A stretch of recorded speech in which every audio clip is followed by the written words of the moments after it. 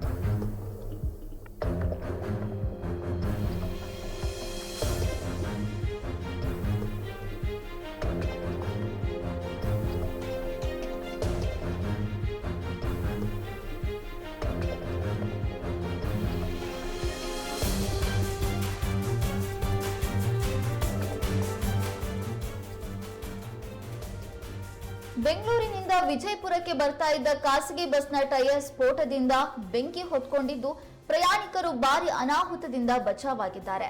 ನೀವು ದೃಶ್ಯದಲ್ಲಿ ಕೂಡ ಗಮನಿಸ್ತಾ ಇರಬಹುದು. ಬೆಂಗಳೂರಿನಿಂದ ವಿಜಯಪುರಕ್ಕೆ ಬರ್ತಾ ಇದ್ದಂತ ಖಾಸಗಿ ಬಸ್ ರಸ್ತೆ ಮಧ್ಯದಲ್ಲಿಯೇ ಟೈರ್ ಸ್ಫೋಟಗೊಳ್ತು, ಬೆಂಕಿ ಹತ್ಕೊಳ್ತು. ಕ್ಷಣ ಮಾತ್ರದಲ್ಲಿ ಇಡೀ ಬಸ್ಗೆ ಬೆಂಕಿ ವ್ಯಾಪಿಸಿತು. ಈ ಬೆಂಕಿಯ ಕೆನ್ನಾಲಿಗೆಯಿಂದ ತಪ್ಪಿಸಿಕೊಂಡಂತ ಪ್ರಯಾಣಿಕರು ಹೊರ ಬಂದಿದ್ದಾರೆ. ಆದ್ರೆ ಅವರ ವಸ್ತುಗಳಾಗಿರ್ಬೋದು, ಬಟ್ಟೆ ಎಲ್ಲವೂ ಕೂಡ ಈ ಬೆಂಕಿಯಲ್ಲಿ ಆಹುತಿಯಾಗಿದೆ. ಆದ್ರೆ ಪ್ರಯಾಣಿಕರಿಗೆ ಯಾರಿಗೂ ಕೂಡ ಜೀವಹಾನಿ ಆಗದೇ ಇರುವಂತದ್ದು ಸಮಾಧಾನಕರವಾದಂತ ವಿಚಾರವಾಗಿದೆ. ಕೂಡಲೇ ವಿಜಯಪುರ ಅಗ್ನಿಶಾಮಕ ಸಿಬ್ಬಂದಿ ಸ್ಥಳಕ್ಕೆ ಬಂದು ಬೆಂಕಿಯನ್ನು ನಂದಿಸುವಲ್ಲಿ ಯಶಸ್ವಿಯಾಗಿದ್ದಾರೆ.